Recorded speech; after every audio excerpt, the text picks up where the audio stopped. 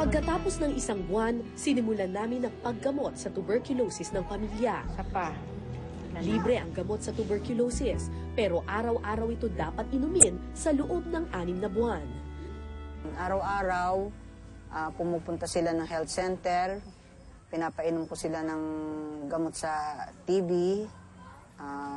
nire-remind ko sila na next day, bumalik sila. Dahil sa pagpupursige ng barangay health worker na si Fe, nahikayat ang pamilya na uminom ng gamot araw-araw. Kasabay ng araw-araw na pag-inom ng gamot, ang patuloy na pagrarasyon ng bigas at gatas sa mga bata. Sa totoo lang, si Ate Rosita, wala namang nakukuhang sweldo mula sa amin eh.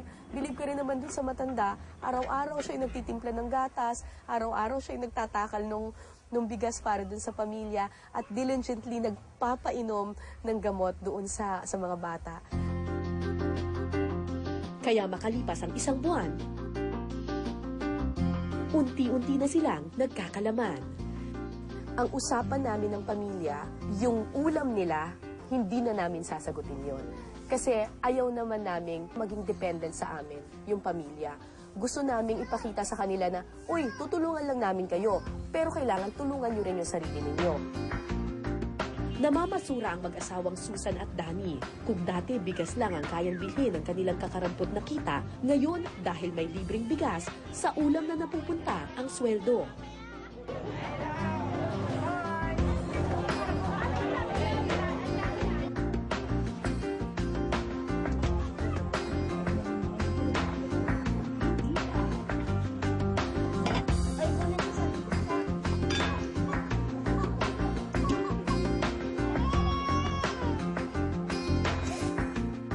Nang una kong puntahan ang barong-barong ng pamilya Flores, natatandaan ko kung gaano ito kainit, kasikip at kadumi. Bakit po walang bintana? Hindi lagyan at kuan.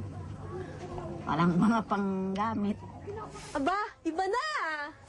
Makalipas ang 2 buwan, malaki na ang ipinagbago ng kanilang barong-barong. Tapos lupa na to, pero ngayon, nakasimento na. Meron na silang palikuran. Tapos maayos na yung kanilang tulugan.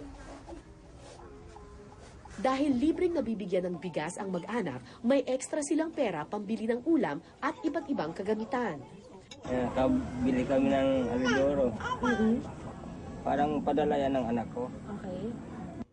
Ang pinakamasarap na parte ng pagtulong ay yung nakikita mong yung tinutulungan mo ay kayang tulungan ang sarili niya at gusto niyang tulungan ang sarili niya.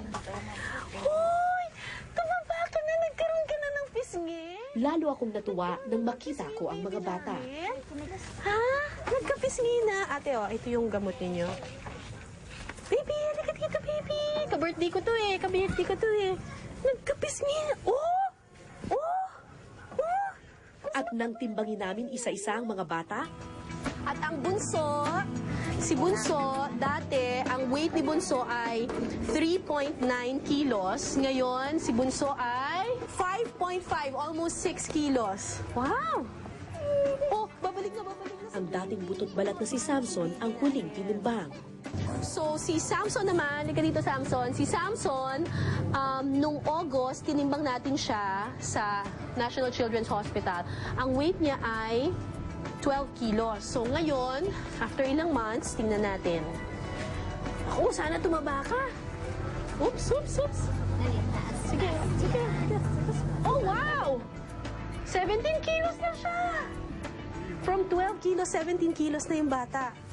Kitang-kita naman sa ebidensya kasi nung una natin siyang nakita, labas yung mga buto niya dito. Pero ngayon, tingnan mo, ang bilis ng improvement dun sa mga bata, lalo na dun sa batang si Samson. Yung all of a sudden, meron na siyang pisngi, may puwet na siya, may taba na siya. Parang amazing.